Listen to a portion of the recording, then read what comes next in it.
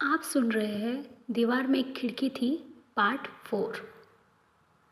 दोनों जागे थे और सब कुछ नींद में झूम रहा था। तालाब नींद में तालाब था, आकाश नींद का आकाश था। बूढ़ी अम्मा सोनसी के लिए एक टोकनी में केसरवा कांदा और दूसरी में तेंदूफल बंदरों से बचा कर रखी थी। सोनसी ने आंचल में थोड़े केसरवा कांदा और तेंदूफल को खोस लिया था। रास्ते भर दोनों केसरवा कांदा दांतों से छीलते छीलते खाते आए थे। कमरे की खिड़की के पास दोनों खड़े हो गए। दोनों छोटे छोटे बच्चों की तरह अपना कमरा झांकने लगे। कमरे में वे नहीं थे। मैं कहाँ हूँ? रघुवर प्रसाद ने कमरा झांकते हुए सोनसी से पूछा। जैसे कमरे से पूछा। तुम मेरे पास हो, कमरा झांकते हुए सोनसी ने कहा। जैसे कमरे से कहा। और मैं? खाली कमरा देखते हुए सोनसी ने आश्चर्य से पूछा। तुम यहाँ मेरे पास हो, रघुवर प्रसाद ने कहा। इसके बाद दोनों कमरे में कूद गए। रघुवर प्रसाद और रघुवर प्रसाद कोई पुकार रहा था। लगता है विभागाध्यक्ष है। रघुवर प्रसाद ने सोनसी से कहा। रघुवर प्रसाद ने दरवाज़ा खोला। विभागाध्यक्ष ही थे। बदहवास लग रहे थे। सुबह बिस्तर से उठते ही आ गए थे। विभागाध्यक्ष बिना किसी की तरफ देखे खिड़की के पास गए और खिड़की से बाहर देखने लगे। उनको और कहीं ध्यान नहीं था। बैठिए सर, पानी लीजिए, रघुवर प्रसाद ने कहा।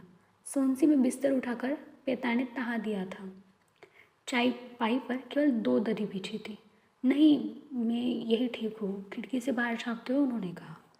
सोनसी ने गिलास में पानी लाकर रघुवर प्रसाद को पकड़ाया। लीजिए सर, रघुवर प्रसाद ने कहा। पानी पीते पीते भी विभागाध्यक्ष खिड़की से बाहर देख रहे थे। रघुवर प्रसाद, मैं कहने आया था कि मैं अपने बच्चों को लेकर आता हूँ। हम लोग खिड़की से उस तरफ जाएंगे। जी सर, पर महाविद्यालय का समय हो रहा है। आज दशहरे की छुट्टी है, 15-20 मिनट में आता हूँ, या तो नहा धोकर आऊँगा। नहाने में देर हो जाएगी तो खिड़की के तालाब में नहा लूँगा। खिड़की के पेड़ों में आज के दिन नीलकंठ जैसे देख लेंगे। जी सर। विभागाध्यक्ष जब चले गए तब रघुवर प्रसाद ने सोनसी से पूछा। आज जब नहाने गए थे तब तुमको नीलकंठ दिखा था? याद नहीं है, दिखा दो, तुमको दिखा था? नहीं, मुझे भी याद नहीं है, शायद दिखाओ। हम दोनों को दिखा और हम दोनों को ध्यान नहीं दिया हो। दिख तो गया, ध्यान नहीं दिया तो क्या हुआ? रघुवर प्रसाद ने फिर कहा। मालूम होना चाहिए कि हमने नीलकंठ देखा है। चलो नीलकंठ देखने चले। कैसे जा सकते हैं? विभागाध्यक्ष आने वाले हैं। क्या आज हाथी आएगा? पत्नी ने पूछा। यदि साधु को मालूम होगा कि छुट्टी का दिन है तो न आए। हो सकता है साधु आज रावण भाटा चला जाए। हो सकता है राम सीता की झांकी हाथी पर निकले, उसी की तैयारी वह कर रहा हो। चलो अभी नीलकंठ देख ले, फिर शाम को झांकी देखने चलेंगे। विभागाध्यक्ष आने वाले हैं, रघुवर प्रसाद ने फिर कहा। हाँ, विभागाध्यक्ष आने वाले हैं, पत्नी ने कुछ उदास होकर कहा। उसे अच्छा नहीं लग रहा था। देर तक दोनों कमरे में विभागाध्यक्ष का रास्ता देखते रहे। विभागाध्यक्ष नहीं आए, हाथी नहीं आया। पत्नी थककर जमीन पर लेट गई। लगता है विभागाध्यक्ष को नीलकंठ दिख गया है। चलो हम भी चले। चलो, रघुवर प्रसाद ने कहा। सुनो, मेरे कंधे पर पक्षी तोता था या नीलकंठ? पत्नी ने बहुत खुशी से पूछा। तोता था, रघुवर प्रसाद ने भी खुशी से कहा। हो सकता है कि नीलकंठ हो, पत्नी ने बहुत धीरे से कहा। दोनों नीलकंठ देखने लगे। घर से 2 कदम निकलने के बाद पत्नी ने कहा, मुझे अच्छा नहीं लग रहा है। रघुवर प्रसाद ने पत्नी के हथेलियों को छुआ। गर्म थी। तुमको तो बुखार है, रहने दो, नहीं जाते, कमरे में रहेंगे। नीलकंठ को देखना होगा तो वह खिड़की पर आकर बैठ जाएगा। नहीं, चलो, मुझे कुछ नहीं हुआ है। देर तक तालाब में नहीं डूबे रहना चाहिए। हो सकता है हमने नीलकंठ देख लिया हो। तुमने देख लिया हो तो लौट चलते हैं। पक्का नहीं है, चलो रिक्शा में चलते हैं। म्युनिसिपल के अस्पताल चलेंगे, रास्ते में नीलकंठ दिख जाएगा। घर के सामने नीम के पेड़ के नीचे वे खड़े हो गए। रघुवर प्रसाद रिक्शा देख रहे थे। पत्नी दूर क्षितिज की तरफ देख रही थी। क्या देख रही हो? रघुवर प्रसाद ने पत्नी को सहारा देने के लिए सटा लिया था। नीलकंठ देख रही हूँ। क्षितिज में नीलकंठ होगा। भी तो दिखाई नहीं देगा। क्यों? बहुत छोटा होगा। दिखाई तो देगा, इतना छोटा होगा कि दिखाई नहीं देगा। मुझे अपनी तरह से देखने दो, तुम अपनी तरह से आसपास देखो, पत्नी ने कहा। रघुवर प्रसाद ने जाते हुए खाली रिक्शा को रोका। कहाँ जाना है? रिक्शा वाले ने पूछा। नीलकंठ देखने, पत्नी ने कहा। म्यूनसिपल अस्पताल चलो, रास्ते में नीलकंठ देख लेंगे, रघुवर प्रसाद ने कहा। लखोली गांव चलो, वहाँ बहुत नीलकंठ है। पहले अस्पताल चलो, फिर लखोली चल लेंगे। पत्नी रघुवर प्रसाद के कंधे पर सिर रखे आंखें मूंदे थी। सो गई? अच्छा नहीं लग रहा है? नहीं, सो रही हूँ, दिखेगा तो मुझे बता देना। फिर उसने रिक्शे वाले से कहा, रिक्शे वाले, रास्ते में नीलकंठ दिखे तो इनको बता देना। जब जब वह आँख मूंदती तो कहते देखते रहना और देखते ही बताना। देर करोगे तो उड़ जाएगा। उड़ जाएगा तो उड़कर जाते हुए दिख जाएगा। रिक्शे वाले से उसके पीछे पीछे चलने के लिए कहेंगे। नीलकंठ के पीछे पीछे? रिक्शे वाले को कहाँ तक ले जाया सकेगा? मान लो उड़कर दूर तक पीपल के पेड़ पर बैठ गया। पीपल के पेड़ तक पहुँचने में देर लगेगी। अब बैठा तो नहीं रहेगा। वहाँ से भी उड़कर आकाश की ओर ओझल हो गया तो? रघुवर प्रसाद रिक्शे वाले से कहेंगे, आकाश की तरफ ले चलो।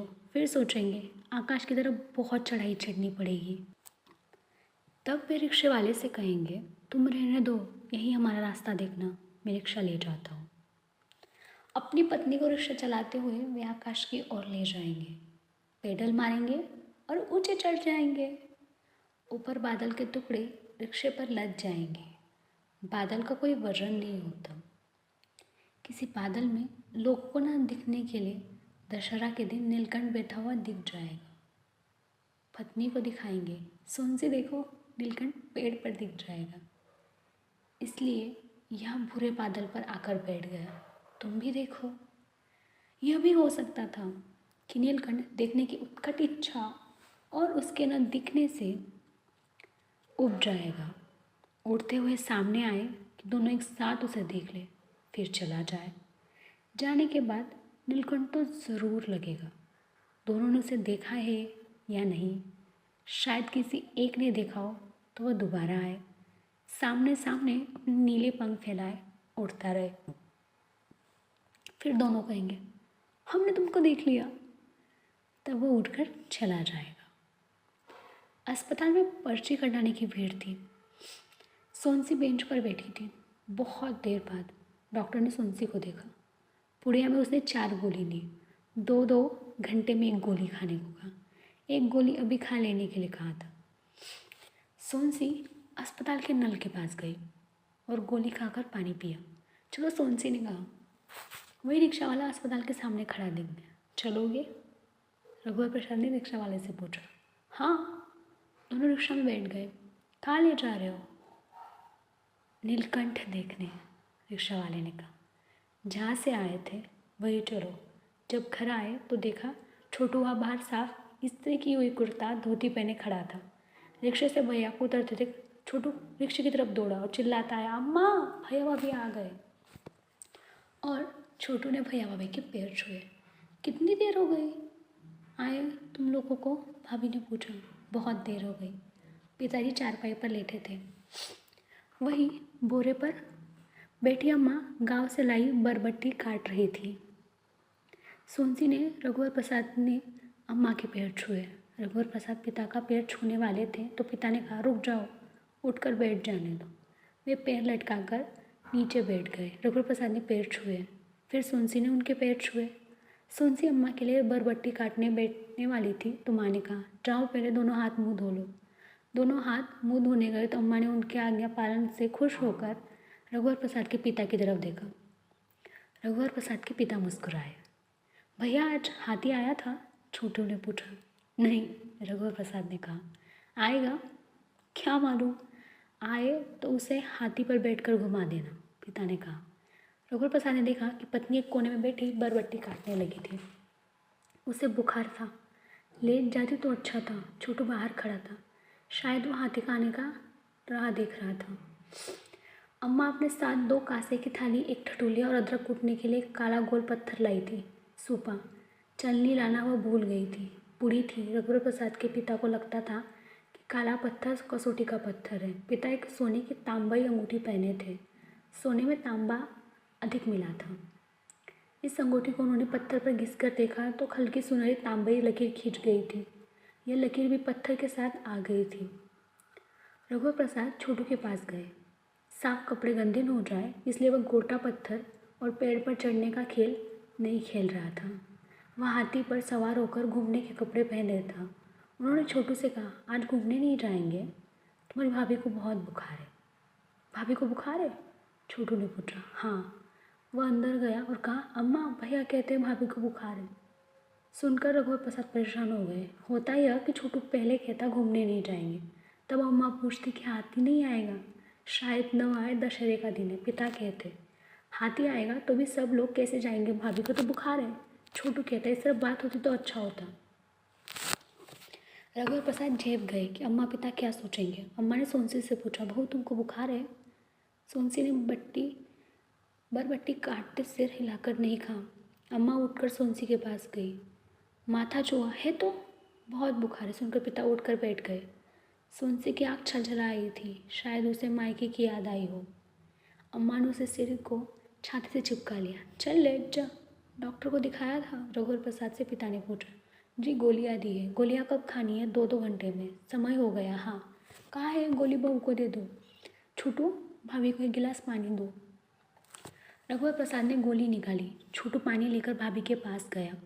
रघुवर प्रसाद ने छोटू को गोली दी, वह भाभी को दे दी। गोली खाने के बाद अम्मा ने उस बूढ़े पर लिटा दिया। सोनसी ने पिछोरी रखी थी, उसी को उड़ा दिया। अम्मा खाना बनाने की तैयारी करने लगी। अम्मा को खाना बनाते जानकर सोनसी उठी तो पिता ने कहा, बहू लेटी रहो। सोनसी लेट गई। उसने पिछोरी ओढ़ी और थोड़ी देर में सो गई। पिता ने रघुवर प्रसाद से धीरे से कहा, झोला दो। फिर उन्होंने रघुवर की माँ से पूछा, कुछ लाना तो नहीं है? नहीं। रघुवर की माँ ने कहा, मैं आता हूँ, खाना बनते वक्त आ जाऊँगा। झोला लेकर वे चले गए। सोनसी का बुखार उतर गया था। हाथ मुँह धोकर माँ के कहने से उसने खाना खाया तो अच्छा लगा। छोटू कुर्ता धोती को लगाकर गंदे होने से बचाए हुए मन ही मन हाथी का रास्ता देख रहा था कि आ जाए। कोई नहीं जाएगा तो वह अकेला हाथी पर बैठकर घूम आएगा। सोनसी को अच्छा लगा तो वह घर का काम करने लगी थी। जहाँ सोनसी लेटी हुई थी वहीं रघुवर प्रसाद जाकर लेट गए। छोटू बाहर से पिता आवाज़ दे रहे थे, देख हाथी आ रहा है क्या? छोटू दौड़ता हुआ बाहर आया। हाथी आ रहा था। अम्मा? रघुवर प्रसाद भी बाहर आ गए। फिर कमरे में अंदर आए और झोला रखकर बोले, बहू मुरा लाया हो, तुम लोग खा लेना। पिता भी बाहर आ गए। साधु बिना हाथी को बिठाए हाथी के ऊपर से उतर गया। ऊबड़ खाबड़ पत्थरों के आजू बाजू पैर जमाते हुए पहाड़ से उतरते हैं। हाथी पर 2 कदम इधर उधर रखकर वह नीचे उतर आया था। उतरते ही कंधे के अंगूठे को झटकाकर उसने फिर कंधे पर जमा लिया। वह धोती को ढीले कपड़े हुए पीला कुर्ता पहने हुए था। कुर्ता का रंग फीका पड़ गया था। कपड़े साफ थे, इस्त्री किए हुए थे। दशहरे का दिन था, शायद इसलिए। छोटू बहुत उत्साही था। रावण भाटा चलोगे? साधु ने रघुवर प्रसाद से पूछा। वहाँ बहुत भीड़ होगी। हाथी के गले में घंटी नहीं है, लोगों को मालूम कैसे पड़ेगा कि हाथी आ रहा है? रघुवर प्रसाद ने कहा। हाथी का आना बहुत दूर से दिख जाता है, इसे देखने की खबर हो जाती है और दूसरों को मालूम पड़ जाता है।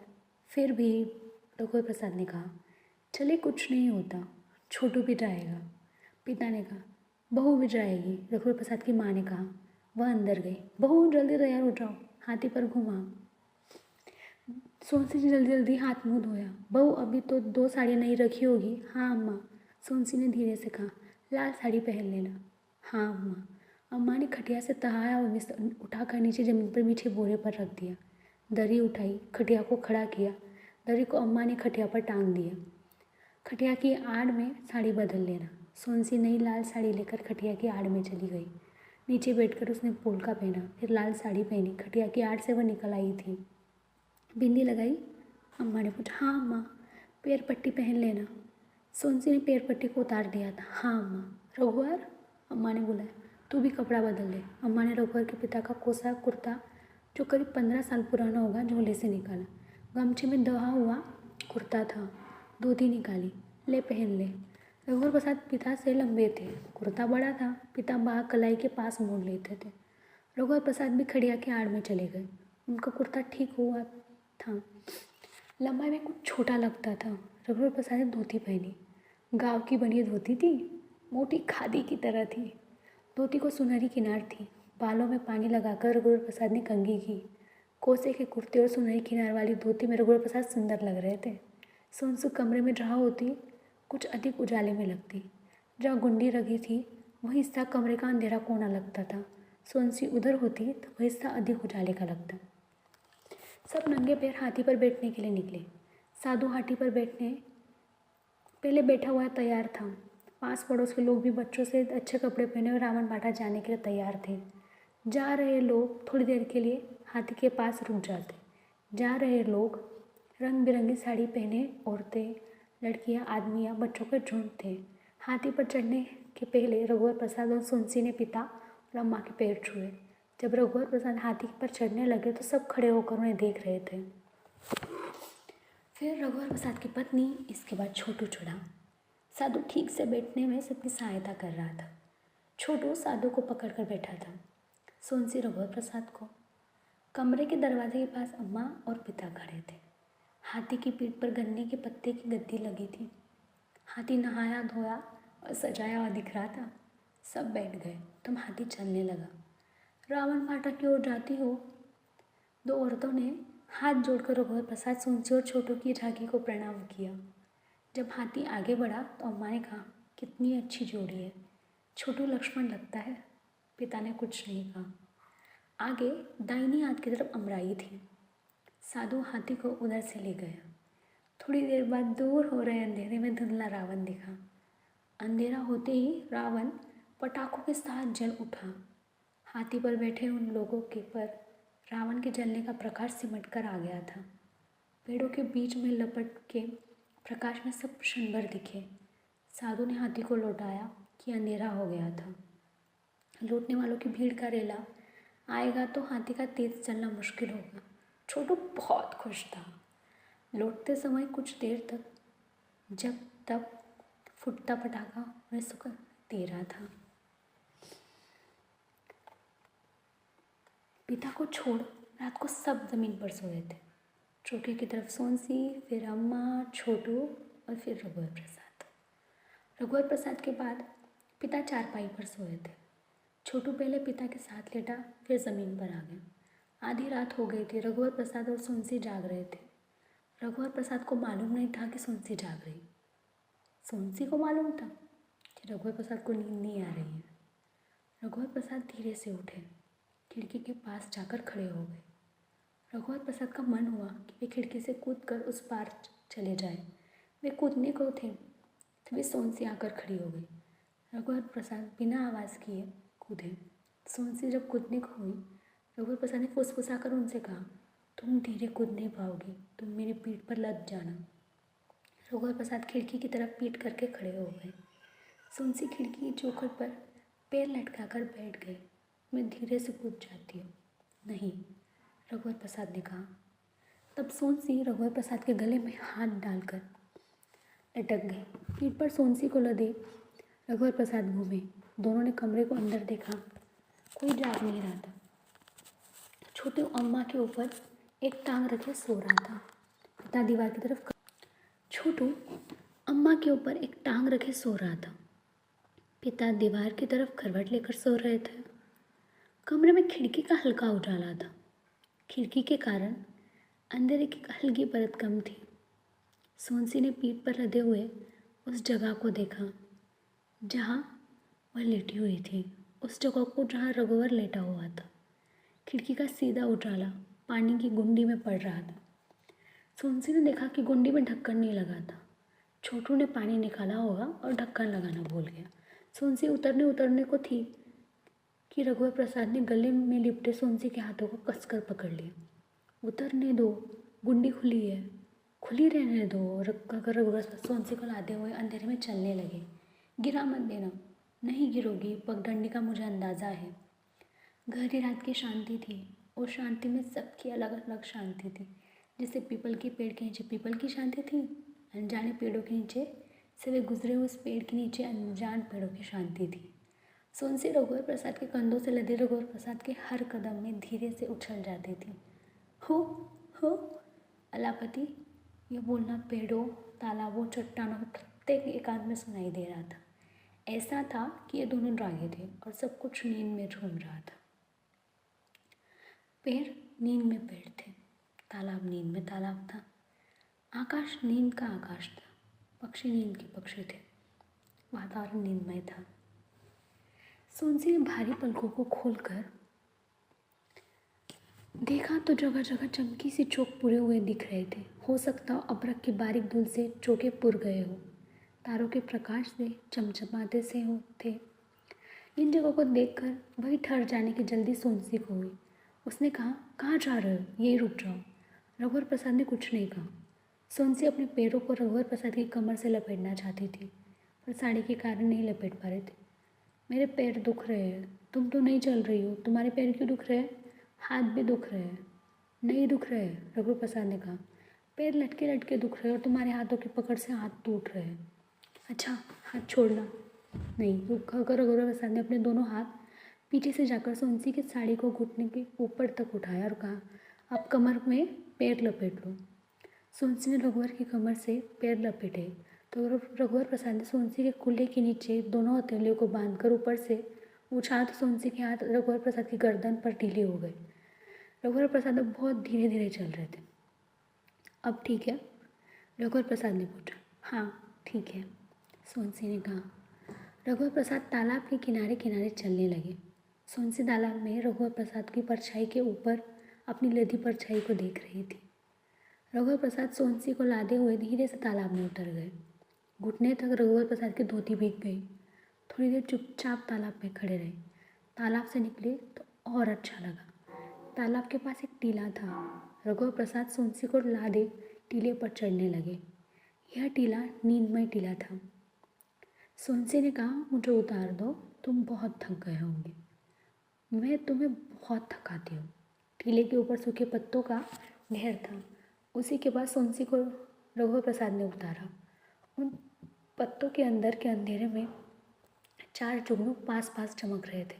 सोनसी ने पत्तों को हटाया तो जुगनू एक एक कर उड़ गए। उड़ते हुए जुगनुओं की चमक में परछाई उन्हें तालाब में दिखी। सोनसी रघुवर प्रसाद के बाहर से सिर टिकाए खड़ी थी। तालाब में तारों की परछाई थी। किसी मछली के कारण तालाब का पानी हिला तो सोनसी ने देखा कि कुछ तारों की परछाई तैरते तैरते धीरे धीरे पास हो गई। सोनसी ने ऊपर आकाश में देखा, कुछ तारे लेट गए। सोनसी ने पैर ढलान की तरफ थे। तुम्हारे कंधे पर चंद्रमा बैठा है, सोनसी ने धीरे धीरे हाथ उठाते हुए कहा, जैसे वह रघुवर प्रसाद को बुला रही हो। और रघुवर प्रसाद बहुत दूरी पर थे। रघुवर प्रसाद खड़े खड़े सोनसी को देख रहे थे। सोनसी को लगा रघुवर प्रसाद के कंधे पर बैठा चंद्रमा पास आ रहा है। सोनसी ने पास आने के सुख की चमक को सहने के लिए आंखें मूंद दिए थे। खड़े होकर सोनसी ने देखा कि तालाब प्रकाशित तालाब था। तालाब का तल प्रकाशित तल दिख रहा था। क्या चंद्रमा तालाब में डूब गया? सोनसी ने रघुवर प्रसाद से पूछा। हाँ, तालाब में डूब गया। देखो, एक प्रकाशित मछली चंद्रमा की तरफ आ रही है। तालाब की काई प्रकाशित हरी है। चंद्रमा तारे तालाब के पानी से धुले हैं। आकाश में इनको देखो तो ये सब शीतल स्पष्ट है। हाँ, बस उतने ही तारे धुले जितनी परछाई में तालाब में दिख रही है। बाकी तारे उतने शीतल और स्पष्ट नहीं है। चंद्रमा शीतल और स्पष्ट है। चलो, रघुवर प्रसाद ने कहा। कहाँ? प्रकाशित जल में डूबे हुए चंद्रमा के पास नहाएंगे। चंद्रमा के पास मैं नहीं नहाऊंगी। अच्छा, चंद्रमा से दूर नहीं नहाएंगे। कपड़े उतारकर चंद्रमा से दोनों दूर तालाब में कूद गए। देर तक डुबकी लगाकर दोनों नहाते रहे। चंद्रमा तुम्हारे पास पास चोरी चोरी आ रहा है, रघुवर प्रसाद ने कहा। ओ माँ, सोनसी ने कहा, और वह तैरते हुए चंद्रमा से दूर चली गई। चलो बाहर निकलो, सबके जागने का समय हो गया है। बूढ़ी अम्मा गुस्से में बोली। वह तालाब के किनारे खड़ी थी। बूढ़ी अम्मा, चाय है? रघुवर प्रसाद ने कहा। नहीं, चाय पीते तब सब जाग जाएंगे, जल्दी भागो। अच्छा, रघुवर प्रसाद ने कहा। बूढ़ी अम्मा चली गई। जल्दी बाहर निकलो, सोनसी ने कहा। सोनसी ने पश्चिम दिशा की तरफ 10 तारों की पतंग को आकृति में जाते हुए दूर देखा। पूर्व से तारे अलग आकृति में एक के बाद एक इकट्ठे होकर पश्चिम की तरफ इकट्ठे हो रहे थे। पूर्व से सूर्य उदित होने की तैयारी कर रहा था। दोनों दौड़ने हुए घर की तरफ लौट रहे थे। घर से थोड़ा पास पहुँचे होंगे तो चिड़ियों ने चहचहाना शुरू कर दिया। कुछ और पास पहुँचे तो कोयल कूकने लगी। रघुवर प्रसाद खिड़की के अंदर गए तो गाय के रंबाने की आवाज़ आई। सोनसी कमरे के अंदर गई तो धूप का फीका टुकड़ा बिना आवाज़ के कमरे में घुस रहा था। अपनी जगह रघुवर प्रसाद आँख मूंद कर लेट गए। सोनसी अपनी जगह आंचल से मुंह ढक कर सो गई। तभी चुपके से पीटा उठे। धीरे से दरवाजे का एक पल्ला खोलकर बाहर चले गए। दरवाज़ा ज़्यादा खोलते दरवाजे का दूसरा पल्ला छोटू के सिर पर लगता। पल्ले अंदर की तरफ खुलते थे। इसके बाद अम्मा उठी, फिर छोटू उठा। अम्मा ने रघुवर प्रसाद को उठाया। रघुवर प्रसाद दोनों पट खोलकर बाहर चले गए। पिता सामने नीम के पेड़ के नीचे पत्थर पर बैठे थे। सड़क पर घास से लदी 2 बैलगाड़ी जा रही थी। दूसरी बैलगाड़ी के पीछे एक ऊँची गाय बैलगाड़ी में लदी घास में मुंह मारने के लिए पीछे पीछे जा रही थी। गाय ने घास का एक छोटा कूड़ा खींचकर सड़क पर गिरा दिया। बैलगाड़ी वाले को मालूम नहीं पड़ा। अम्मा ने बहू को उठाया। वह जाग रही थी। सिर से आंचल को हटाकर वह उठी। अम्मा ने देखा कि बहू पोलका पहने हुए नहीं थी। अम्मा ने छोटू से बाहर रघुवर प्रसाद के पास जाने को कहा। छोटू चला गया। बहू पोलका नहीं पहनी? अम्मा ने पूछा। सुनते हुए आंचल से ढाकते हुए खिड़की से कूदने को हुई तो अम्मा ने रोका। दूसरा पोलका पहन ले, रघुवर प्रसाद से बोलने दे, वे उठा लाएगा, कहकर अम्मा बाहर आई। रघुवर देख तो अंदर क्या काम है। रघुवर अंदर गए। सोनसी ने धीरे से कहा, पोलका वही रह गया है, ले आओ। पहनी तो हो, आलस ने रघुवर प्रसाद ने कहा। यह दूसरा है, किसी ने देखा है? अम्मा ने कहा है। रघुवर प्रसाद खिड़की से कूद गए। बूढ़ी अम्मा बैठे बैठे सीख की झाड़ू से सामने बुहार रही थी। एक हाथ थक जाता, दूसरे हाथ से बुहारती। रघुवर प्रसाद ने भागते हुए कुछ नहीं कहा, पर बूढ़ी अम्मा ने सुना कि रघुवर प्रसाद ने कहा, बूढ़ी अम्मा बहुत मेहनत करती हो। लौटते समय रघुवर प्रसाद ने कहा, बूढ़ी अम्मा मैं चाय अभी तक नहीं पी। बूढ़ी अम्मा ने सुना रघुवर प्रसाद ने कहा, घंटे 2 घंटे के लिए सोनसी को काम करने के लिए बुला लिया करो। इतने में रघुवर प्रसाद ने देखा कि पोलका के बदले वे तालाब से कमल का फूल तोड़ लाए थे। पलटकर दौड़ते दौड़ते उन्होंने टीले के पास देखा कि वहाँ भी बूढ़ी अम्मा पेड़ों के नीचे की एक बहुत छोटी जगह बैठे बैठे बुहार रही थी। रघुवर प्रसाद ने कहा, बूढ़ी अम्मा क्या पूरा जंगल बुहारती हो? बूढ़ी अम्मा ने सुना। रघुवर प्रसाद ने कहा, पूरी दुनिया बुहारती हूँ, मैं बहुत बूढ़ी हूँ। बूढ़ी अम्मा ने कहा। रघुवर प्रसाद ने सुना, हाँ। रघुवर प्रसाद ने छुपकर खिड़की से देखा कि पिता झोले से मुर्रा निकालकर थाली में रख रहे थे। अम्मा ने रघुवर प्रसाद को खिड़की के पास देख लिया था। रघुवर प्रसाद पिता के कारण अंदर नहीं घुस रहे थे। तुम थोड़ा बाहर जाओगे? अम्मा ने कहा। क्यों? थोड़ा नमक मिर्च और सरसों का तेल ला देना। अम्मा पिता के पास गई और मुराद की थाली खींचते हुए धीरे से कहा, काहे मेहरापा करते हो? पिताजी बेमन से उठे तो खिड़की के बाहर खड़े रघुवर प्रसाद दिखा। वहाँ क्या कर रहा है? कमल का फूल तोड़ने गया था, आपकी पूजा के लिए। अच्छा ठीक है। मुट्ठी में रघुवर प्रसाद पोलका छुपाए अंदर कूद गए और कमल का फूल पिता को दिया। सफ़ेद कमल का फूल। बहू तुम नहा लो, अम्मा ने कहा। अम्मा ने नहा ली। सोनसी ने कहा। सोनसी को लगा कि कहीं पर गलती हो गई। कब नहाई? अम्मा ने कहा। अम्मा भूल गई, उसे लगा नहीं खाना था। रात को उठकर उसने देखा कि सोनसी और रघुवर दोनों कमरे में नहीं थे। दरवाज़ा अंदर से बंद था, खिड़की से गए होंगे। पहले तालाब में नहाई थी, मैं सोची कि सुबह हो गई। नहाने के बाद भी सुबह नहीं हुई तो फिर लेट गई। धीरे से सोनसी ने कहा, ठीक है ठीक है। अच्छा हम लोग नहाने जाते। पिता झोले में अपने और रघुवर की माँ के कपड़े जमा लिए थे। या खिड़की से चले जाइए, पास ही तालाब में एकांत रहता है। रघुवर प्रसाद ने कहा, हमारी उम्र नहीं है, वहीं नहाएंगे जहाँ डूबने पर कोई बचाने के लिए हो। मैं भी चलूँ? तुम भी नहा लिए हो ना? जी, रघुवर प्रसाद ने कहा। पिता को खांसी आई। खंखार कर वे खिड़की के पास थूकने वाले तो अम्मा ने रोका। अरे अरे, यहाँ नहीं थूको, बाहर नाली में जाकर थूको। बच्चे खिड़की के नीचे बैठे रहते हैं, रघुवर आना जाना करता है, यह पनाला नहीं है, अम्मा ने कहा। पिता थूकते थूकते रुक गए। दरवाजे से बाहर गए। पिता थूकते तो खिड़की से दिख रहे आकाश पर छींटे पड़ जाते। कपड़ों का झोला पिता के हाथ में था। रघुवर की माँ छोटी सी दुबली पतली थी। दोनों के बाल सफ़ेद हो गए थे। चलते चलते पिता कभी भी माँ का सहारा थे, कभी माँ पिता का सहारा है। तू भी माँ के साथ क्यों नहीं चला गया? अम्मा ने मना कर दिया। कहाँ? यही बाल्टी से नहा लेना। दोनों नंगे पैर थे। पिता की चप्पल बाहर थी। कमरे के अंदर एक खोखा था। इस खोखे के अंदर जूता चप्पल रखे जाते थे। पिता को चप्पल घर के अंदर लाना अच्छा नहीं लगता। रघुवर प्रसाद जूता बाहर उतारकर हाथ में लेकर खोखे में रख देते। अम्मा चप्पल नहीं पहनती थी। गांव के घर के बाहर बाल्टी रखी होती थी। घर के अंदर आने से पहले पैर धो कर आना पड़ता था।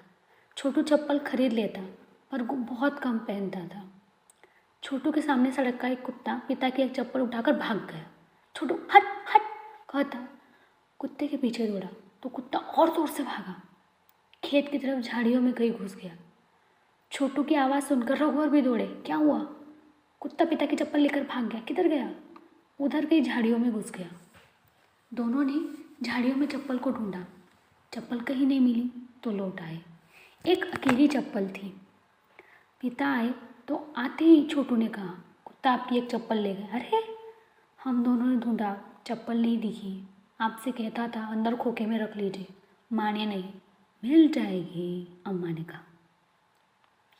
अम्मा के कंधे पर धुले हुए कपड़े थे। पिता छोटू के साथ चप्पल ढूंढने गए। पीछे पीछे रघुवर भी गए। चप्पल नहीं मिली। चप्पल का खो जाना पिता को अखर रहा था। फिर भी उन्होंने रघुवर की माँ से कहा 6 महीने हो गए, बहुत पहन ली। जवाब में रघुवर की माँ कहना चाहती थी 6 महीने नहीं 2 महीने हुए, पर नहीं कहा। दोपहर को अम्मा पड़ोस में चली गई। पिता खाली झोला लेकर चले गए थे।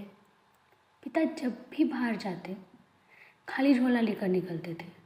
उन्हें लगता था बहुत ज़रूरत की चीज़ बहुत सस्ते में कभी भी अचानक दिख जाएगी तो खरीद कर रखने के लिए झोला होना चाहिए। झोला नहीं भूलते थे, पैसे भूल जाते थे। जब पैसे नहीं होते तो याद आने पर भी नहीं रखते थे। कैसे रखते? ऐसे में झोला साथ में रखने का क्या मतलब था? उनका यह मतलब तो नहीं था कि ज़रूरत की चीज़ झोले में ले आएंगे और पैसे बाद में दे आएंगे। उन्हें लगता था कि उधार लेने का समय अब निकल चुका है। जब चुकता करने का समय निकल जाता है तो उधार लेने का समय भी चला जाता है। कितनी चीज़ें होती हैं पर ये जान जाते हैं कि वे हमारे लिए नहीं है। छोटा सा बच्चा जान जाता है, छोटू जान गया था। देख लेने से वस्तुओं को पा जाने का सुख मिल जाता तो कितना अच्छा होता। मीठा को देखते ही खाने का सुख। ऐसा होता तो दिखाने के लिए थोड़ी चीज़ें होती और सबकी ज़रूरत पूरी हो जाती। अनजानी खुशी सोच समझकर हुए दुख को भी दूर कर देती थी।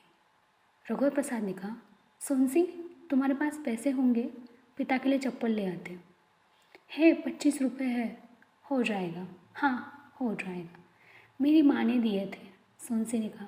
रघुवर प्रसाद खुशी खुशी छोटू को साथ ले चले पर नाप के लिए पिता का साथ आते। छोटू ने कहा नाप के लिए पिता की चप्पल है। रघुवर प्रसाद पिता की चप्पल पतलून की जेब के अंदर घुसाए हुए थे।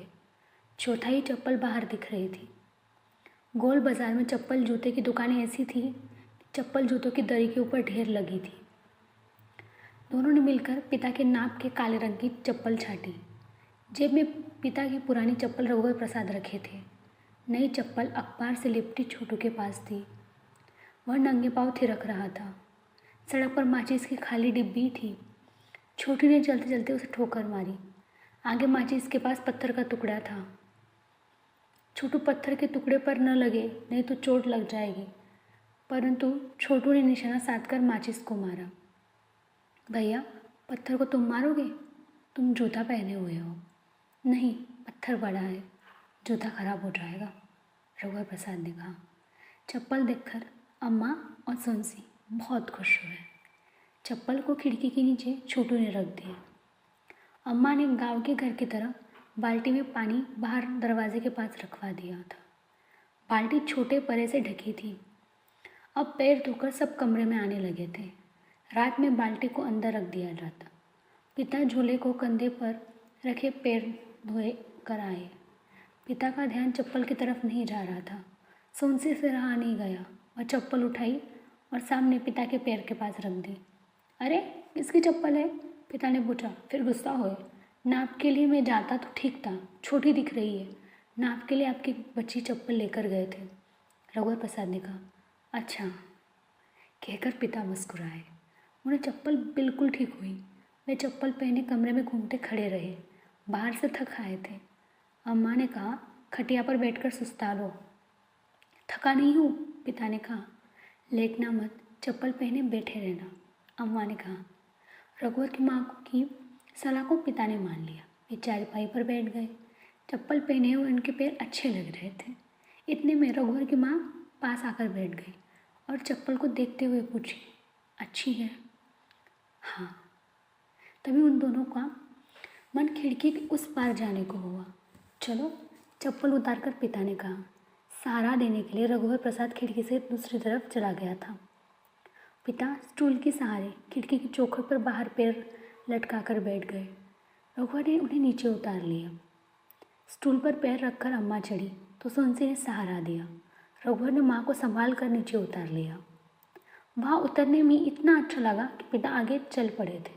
पीछे पीछे माँ थी। रघु, तुम नहीं चलोगे? पिता ने पूछा। रघु नहीं जा रहा है, रघुवर की माँ ने कहा।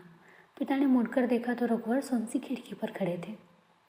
सोनसी सिर ढाके हुए थी। वह रघुवर का दाहिना हाथ अपने दोनों हाथों से पकड़ी हुई थी। पिता मुड़े थे तब भी सोनसी और रघुवर उसी तरह खड़े रहे। रघुवर को भी ध्यान न रहा।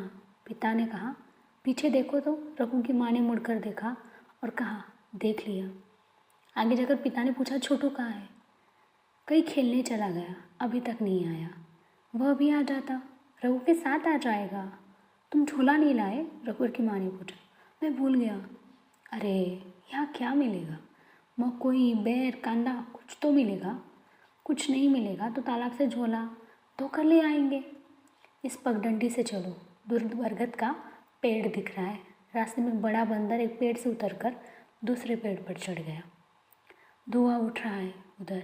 पिता ने कहा, बूढ़ी अम्मा रात के खाने की तैयारी कर रही होगी। अभी तो सूरज भी नहीं ढला। उजाले उजाले काम करने में अच्छा रहता है। हाँ। बूढ़ी अम्मा की झोपड़ी दिखी। जब वे वहाँ पहुँचे तो एक बंदरिया पेट में बच्चा चिपकाया जहाँ कूदते हुए बरगद के पेड़ पर चढ़ गई। अभी डूबते सूर्य का प्रकाश हो रहा था। उधर सूर्य इस तरह डूब रहा था जैसे अब पश्चिम की जगह है। पूरा पश्चिमी डूबते सूर्य से हल्का लाल प्रकाशित हो रहा था। डूबते सूर्य का प्रकाश इतना था कि सूर्य ही कहीं पास में डूब रहा था। उसका डूबना बहुत देर से डूबना था। सूर्य का डूबना ठहरा हुआ डूबना था। आसपास और दूर दूर के पक्षी इधर के पेड़ों की तरफ लौट रहे थे। यह पूरी जगह अभी बसेरे की जगह में बदल रही थी। यह जीवन इतना अच्छा लग रहा है कि लगता है बहुत जी गए और मृत्यु यहाँ से बहुत समीप हो। पिता ने कहा, इतना अच्छा कि बहुत जीने के बाद भी बचा हुआ है। मृत्यु यहाँ से पास हो, परंतु वहाँ तक पहुँचने में बहुत देर लगेगी। ठीक कहती हो, देर का जीवन बचा है। क्या हम यहाँ से मृत्यु को देख सकते हैं? बचे जीवन को देख लेने के बाद फुर्सत मिलेगी तब। जीवित आँख से मृत्यु नहीं, जीवन दिखता है। हाँ। उनकी आवाज़ सुनकर बूढ़ी अम्मा बाहर आ गई थी। हवन के धुएं की गंध आ रही थी। बूढ़ी अम्मा ने दोनों को देखते ही, जीते रहो कहा। छोटू नहीं आया? बूढ़ी अम्मा ने पूछा। नहीं आया। बूढ़ी अम्मा ने दोनों के लिए चाय बनाई। रघु की माँ ने सहायता की। चाय जल्दी बन गई थी। चाय पीकर दोनों पगडंडी पगडंडी घूमते रहे। थोड़ी देर तक उनके आगे आगे एक बंदर पूँछ उठाए दौड़ रहा था, फिर कहीं चला गया। वे दोनों डूबते सूर्य के पश्चिमी केंद्र में थे, इसीलिए उजाले में थे। उसी उजाले में दोनों जा रहे थे। उसके बाद उजाला कम हो गया था। एक तालाब में लाल कमल था, एक छोटे तालाब में सफ़ेद कमल थे। पिता छोटे तालाब के अंदर घुसे, 2 कमल के फूल तोड़े। तुम भी तोड़ लो। नहीं, मुझसे नहीं बनेगा। इसे तोड़ो, यह पास है। रघुवर की माँ अंदर घुसी, उसने भी एक फूल तोड़ा। दोनों टीले पर चढ़ गए। पत्तों के ढेर के पास रघु की माँ को सोनसी की एक पैर पट्टी मिली। दोनों लौटने लगे। रास्ते में एक बड़े पेड़ के नीचे चौड़े पंखुड़ियों वाले सफ़ेद फूल पड़े थे। पेड़ फूलों से लदा था। पिता को फिर झोले की याद आई। झोला होता तो झोले में फूल भर लेते। याद दिलाई तो थी, याद करने के बाद फिर भूल गए। रघुवर की माँ के मन में आया कि वह फूल चोटी में खोस देती, पर नहीं खोसी। पिता के मन में आया कि रघुवर की माँ को चोटी में वो फूल खोस देते, पर नहीं खोसे। पेड़ के नीचे से जब ये आगे बढ़े तो फूलों की सुगंध इनके साथ हो गई, पर इनको पता नहीं था पहले एक फूल की सुगंध इनके साथ हुई और फिर बहुत से फूलों की सुगंध इनके साथ हो गई। सूर्य के डूबने का पश्चिम केंद्र उनके साथ साथ चला जा रहा था, इसलिए उनके साथ संध्या का उजाला था। वे दोनों खिड़की के पास गए तो देखा कि रघु किताब पढ़ रहा था। छोटू भाभी के पास बोरे पर लेटा हुआ था। वह अपनी पेटी खोलकर कुछ उठाना धरना कर रही थी। इतने में सबने एक साथ खिड़की की तरफ देखा। शायद आहट आई थी, पर दोनों चुपचाप आए थे। आहट नहीं थी, पर सबको एक साथ फूलों की सुगंध आई थी। उस सुगंध की कोई आहट हुई हो। सब एक साथ उठकर खिड़की के पास आए। अम्मा ने सिर को ढाक लिया था। पिता ने कमरे के अंदर जाने से पहले खिड़की के बाहर से बहू को कमल के फूल पकड़ाए। सोनसी को लगा कि अम्मा ने छोटे में फूल खोसा है। अम्मा सिर को ढाके हुए थी, इसलिए पता नहीं चला। कमरे के अंदर आकर पिता नई चप्पल पहनकर खड़े हो गए। अम्मा ने चुपके से सोनकी के हाथ से कुछ पकड़ाया। सोनसी ने देखा तो उसमें पैर पट्टी थी। वह टीले पर भुलाई थी। रघुवर प्रसाद ने अम्मा को पैर पट्टी देते हुए देख लिया था। बहुत फूलों की गंध के बाद एक आखिरी फूल की सुगंध अम्मा के पास बच गई थी। उस फूल की गंध को अम्मा के पास से चले जाने की याद नहीं थी। अम्मा पिता छोटू को गए हुए 2 दिन हो गए। छोटू का रुकने का मन था, पर पिता का मन छोटू को साथ ले जाने का था। सुबह जाते समय पिता टट्टी का ताला अपने साथ ले जाना चाहते थे, पर रघु की माँ ने मना कर दिया था। जब बहू ने अम्मा के पैर छुए तब अम्मा ने अपने कान से सोने की एक छोटी फूली उतारी और कहा, बहू इसे तू रख ले, एक कान में पहन लेना, दूसरे कान का छोटू की दुल्हन के लिए है। जाने का मन न हो तो तुम रुक जाओ। रघुवर के पिता ने कहा, चलो। अम्मा ने कहा। छोटू ने भैया भाभी के पैर छुए, रघुवर ने पिता और अम्मा के। सोनसी ने पिता और अम्मा के दोबारा पैर छुए। बस के जाने के बाद भी रघुवर प्रसाद वही आसपास घूमते रहे। फिर थोड़ी देर बाद घर आए। सोनसी, तुमने अम्मा की कान में तो फूली पहन ली? नहीं। सोनसी के कानों में चांदी की गोल बाली थी। उसने एक बाली उतारी और सोने की फूली पहनी। इसको रख दो, उसने उतारी हुई चांदी की बाली को दिखाते हुए पूछा। दूसरे कान में इसको भी पहन लो। 2 चांदी की बाली एक साथ? हाँ, एक साथ। एक में 2 चांदी की बाली, दूसरे में सोने की फूली। पैर पट्टी पहन ली? हाँ। सोनसी ने रघुवर प्रसाद को अपने दोनों पैर दिखाए। खिड़की की चौखट पर एक सांवली लड़की खड़ी थी। वह दोनों हाथों में चौखट पकड़े हुए खड़ी थी। वह तैयार होकर आई थी। चौखट पर उसके हाथों से एक एक छोटी उंगलियों की में नेल पॉलिश लगी हुई थी। सोनसी उसके पास आई। अंदर आओगी? नहीं, उसने शर्मा कर कहा। अच्छा रुकना, सोनसी ने कहा। सोनसी ने अपनी पेटी खोली। एक पुराने टीन के डिब्बे में नेल पॉलिश, बालों की क्लिप, बिंदी, रबर बैंड और एक जोड़ी नया लाल फीता था। सोनसी नेल पॉलिश की शीशी लेकर खिड़की के पास आई। घुटने के बल वह बैठ गई। हाथ मत हिलाना, मैं तुम्हारी सब उंगलियों में नेल पॉलिश लगा देती हूँ। पर लड़की उचक उचक कर अपनी उंगलियों में नेल पॉलिश लगा देना चाहती थी। सोनसी ने उसकी उंगलियों में नेल पॉलिश लगाई। पैर में? अभी पैर में नहीं। खिड़की की तरफ दोनों ने आड़ के लिए खटिया को घुमाया। खटिया की आड़ में उन्होंने तहाया हुआ बिस्तर रख दिया था। खटिया की यह आड़ उनके कमरे के अंदर दूसरा कमरा थी। रघुवर प्रसाद का महाविद्यालय जाने का मन नहीं था। हाथी ना आए तो अच्छा है। छोटू 2 बार हाथी पर बैठकर महाविद्यालय घूम आया था। पिछले 2 दिनों से रघुवर प्रसाद महाविद्यालय से जल्दी आ रहे थे। खटिया के आड़ में रघुवर प्रसाद बैठे हुए थे। सोनसी भी वहाँ आकर लेट गई। लेट जाओ, सोनसी ने कहा। अभी हाथी के आने का समय हो रहा है। जब हाथी आएगा तब उठ जाना। अच्छा, कहकर रघुवर प्रसाद लेट गए।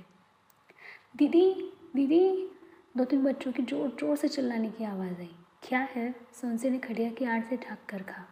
मेरी उंगली में भी नेल पॉलिश लगा दो, तीनों लड़कियों ने कहा। तीनों हाथ मुंह धोकर आई थी। उनकी उंगलियां चौखट से जमी थीं। रुको, अभी आती हूँ। सोनसी नेल पॉलिश लेकर फिर बैठ गई। यह देख रघुवर प्रसाद खटिया की आड़ से बाहर आ गए। उन्होंने महाविद्यालय जाने की तैयारी शुरू कर दी। कपड़े पहन लिए। क्या हुआ? अब महाविद्यालय जा रहा हूँ। सोनसी जल्दी जल्दी नेल पॉलिश लगाती रही। तीसरी लड़की का केवल एक हाथ चौखट पर था। तुम्हारा दूसरा हाथ दो, तीसरी लड़की से सोनसी ने कहा। नहीं है, लड़की ने कहा। सोनसी ने खड़े होकर देखा कि कोनी के पास उसका हाथ कटा हुआ था। मैं तुम्हारे माथे में बिंदी लगा देती हूँ। सोनसी ने उसके माथे पर एक बिंदी लगा दी। हाँ, ठंडा है, उस लड़की ने खुश होकर कहा। हाथी आया। बाहर आवाज़ आ रही थी। रघुवर प्रसाद ने दरवाज़ा खोला। हाथी दूर था। मैं जाता हूँ कहकर हाथ में जूता पकड़े नीम के पेड़ के नीचे जाकर खड़े हो गए। हाथी आया। रघुवर प्रसाद जूता लिए हाथी पर बैठ गए। हाथी चला गया तो सोनसी उदास हो गई। वह घर का काम करने लगी। जब तक रघुवर प्रसाद घर में रहते, सोनसी का काम रुका हुआ था। वह रघुवर प्रसाद के आने के पहले सब काम कर लेना चाहती थी। शाम को रघुवर प्रसाद जब लौटे तो उन्होंने साधु से चाय पीकर जाने के लिए कहा।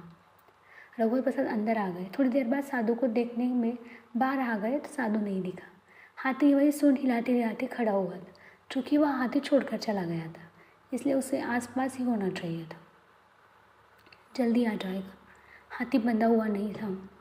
हाथी के आसपास एक दो बच्चे बड़े इकट्ठे हो रहे थे। रघुवर प्रसाद ने उनको सावधान करते हुए कहा, हाथी खुला हुआ है, दूर रहना। आसपास खड़े हुए लोग दूर हो गए। हाथी नीम के पेड़ की डाल को सूंड से पकड़कर तोड़ने की कोशिश कर रहा था। रघुवर प्रसाद हाथी को ताकते हुए बैठे थे। हाथी पहले वहीं पर इधर उधर होता रहा, फिर थोड़ा आगे पीछे चलने लगा। रघुवर प्रसाद को भय लग रहा था। पड़ोसियों को भी डर लग रहा था। कुछ होता तो जिम्मेदारी रघुवर प्रसाद की होती। रघुवर प्रसाद सोच रहे थे कि अब वे कभी हाथी पर नहीं बैठेंगे। हाथी पर नहीं जाएंगे तो हाथी यहाँ आएगा ही नहीं। कम से कम इस तरह का खतरा नहीं होगा। सोनसी दरवाजे के पास खड़ी थी। सोनसी, तुम अंदर आ जा, दरवाज़ा अंदर से बंद कर लेना। रघुवर प्रसाद ने कहा। सोनसी का अंदर जाने का मन नहीं था। वह रघुवर प्रसाद के पास खड़ी रहना चाहती थी। सोनसी, दरवाज़ा बंद कर दो, खिड़की से हवा आ रही है। मैं तुम्हारे पास रहूँगी। अच्छा, घर में कोई डंडा है क्या? डंडा क्या करोगे? घर की तरफ हाथी आएगा तो उसे हट हट करके भगा तो सकेंगे। शायद वह डर जाए। हाथी डंडे से डर जाएगा? सोनसी ने पूछा। और क्या कर सकते हैं? तुम डंडा तो ले आओ, शायद डर जाए। छोटी को खेलने का एक छोटा डंडा पड़ा था, उसे लेकर वह आई। यही है? और बड़ा नहीं था। नहीं, यही है। ठीक है, इसी से काम चलाएंगे। तुम जाकर आसपास देखो, साधु कोई बैठा होगा। तब कहीं अचानक चला तो नहीं गया? यह धोखा देकर जाना हुआ। अचानक धोखा देकर? पत्नी ने कहा। तुम दरवाज़ा बंद कर लोगी? हाँ, मैं दरवाज़ा बंद कर लूँगी। रघुवर प्रसाद साधु को देखने गए। पत्नी दरवाज़ा बंद कर बाहर आई। वह रघुवर प्रसाद को देख रही थी। रघुवर को जाते हुए हाथी ने भी देखा। हाथी रघुवर प्रसाद के पीछे पीछे जाने लगा। इतने दिनों में हाथी रघुवर प्रसाद को पहचानने लगा था। रघुवर प्रसाद को सावधान करने सुनी सी दौड़ने लगी। हाथी धीरे धीरे जा रहा था। हाथी के पीछे जाती हुई एक भीड़ डर कर रुक गई थी। सोनसी रघुवर प्रसाद को पास पहुँची। उसने कहा, तुम्हारे एक भीड़ डर कर रुक गई थी। तुम्हारे पीछे पीछे हाथी आ रहा है। सोनसी रघुवर प्रसाद को भौंच कर अदृश्य कर देना चाहती थी। क्या हुआ?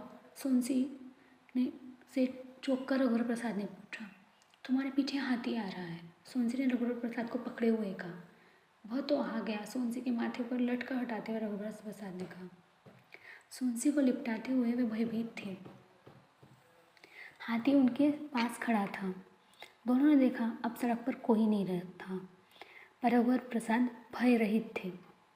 सड़क खाली हो गई थी। दरवाजे बंद थे। सिरस के पेड़ पर एक 12-13 साल का लड़का बैठा था और पेड़ पर बैठा हुआ बीड़ी पी रहा था। वह हाथी से डरकर पेड़ पर नहीं बैठा था, छुपकर बीड़ी पीने के लिए पेड़ पर बैठा था। वह हाथी से सुरक्षित बीड़ी पीते बैठा रहना उसे अच्छा लग रहा था। उसने सिरस की एक डाल तोड़ी, हाथी की तरफ फेंकी। हाथी ने सूंड बढ़ाकर डाल को उठाया, सूंड को इधर उधर डुलाते हुए छोड़ दिया। रघुवर प्रसाद जाने को थे। आओ चले, रघुवर प्रसाद ने कहा। रघुवर प्रसाद और सोनसी को लौटते देख हाथी ने जोरों से सिर हिलाया, फिर उनके पीछे हो लिया। रघुवर प्रसाद सोनसी को घर के अंदर ले गए। हाथी पेड़ के पास खड़ा रहा। अच्छा हुआ वही रुक गया, पीछे पीछे घर के अंदर आ सकता था। रघुवर प्रसाद ने दरवाज़ा उड़का दिया था। थोड़ी देर वे सोनसी के साथ चारपाई की आड़ में लिपटे पड़े रहे, फिर उठे। कहाँ जा रहे हो? हाथी को देखने। पता नहीं वहाँ है या नहीं, साधु आकर ले गया हो। कोई घर के सामने हाथी छोड़ जाएगा तो हम क्या करेंगे? सोनसी ने कहा। रघुवर प्रसाद ने दरवाज़ा खोला। हाथी वहाँ नहीं था। हाथी नहीं है, उनके मुंह से निकला। सोनसी उठ कर आई। क्या साधु ले गया? हो सकता है, रघुवर प्रसाद ने कहा। हाथी खुद चल कर गया होगा। तुम भी नहीं थी, दरवाज़ा बंद था। हाथी अकेला पड़ गया होगा और वह चला गया। हाँ, हाथी के साथ सम्मान का व्यवहार करना चाहिए था। हाथी से कहते तुम कहीं जाना नहीं, हम आते हैं, तो शायद वह हमारा कहा समझ जाता और जाने से पहले हमारा रास्ता देखता। साधु हाथी को पूछेगा तो क्या जवाब देंगे? हमारी गलती नहीं है, वही छोड़ गया था, उसकी जिम्मेदारी है। मैं किसी से पूछता हूँ कि हाथी अकेला गया या कोई उसे साथ ले गया, किसी ने तो देखा होगा। सड़क में सन्नाटा है, कोई नहीं दिख रहा। फिर भी देखता हूँ, कोई ना कोई तो होगा। रघुवर प्रसाद को कोई नहीं दिख रहा था। सड़क के किनारे पेड़ के ऊपर छुपकर बीड़ी पीने वाला लड़का पेड़ पर बैठा था। क्या तुमने हाथी को देखा है? किधर गया? रघुवर प्रसाद ने उस लड़के से पूछा। इधर गया है। अपनी बीड़ी छुपाकर लड़के ने पेड़ के ऊपर से इशारा किया। पेड़ के खोखल में बीड़ी का बंडल और माचिस को छुपा कर रखता था। अकेला हाथी था? नहीं, एक साधु था।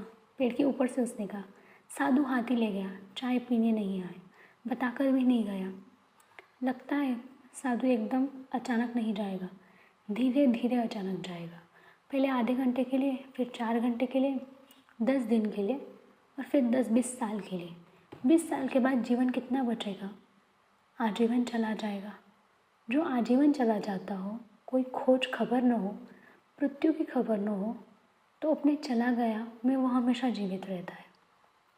पीढ़ी दर पीढ़ी के लिए विस्मृत न हो तो उसके लौटने आने का अंदेशा पीढ़ी दर पीढ़ी बना रहता है। जैसे ही यह मालूम होता होगा कि वह मर गया, वैसे ही उसके लौटने की अनंत काल की प्रतीक्षा समाप्त हो जाती होगी। सड़क पर इक्का दुक्का आदमी अब दिखाई देने लगे थे। एक साइकिल दिखी, फिर धीरे धीरे चलती हुई बैलगाड़ी दिखी। आने जाने का जो दृश्य रुका हुआ था वह शुरू हो रहा था। यह आने जाने के दृश्य की शुरुआत थी। जो एक लोग ही आते जाते दिख रहे थे, यह शुरुआत बहुत देर तक शुरुआत बनी रही। जबकि एक स्वतंत्र हुआ हाथी अंकुर से बहुत देर से काबू में आ चुका था। जब स्वतंत्र था तब हाथी अपने पालतूपन में अकेला हो गया था। अब बस्ती में वह एक सीधा सादा विशाल शाकाहारी प्राणी था। वह इतना सीधा सादा था जितना एक हिरन जंगल में हो सकता था। इसी के साथ ये पार्ट यही समाप्त होता है। मिलते हैं नेक्स्ट पार्ट में।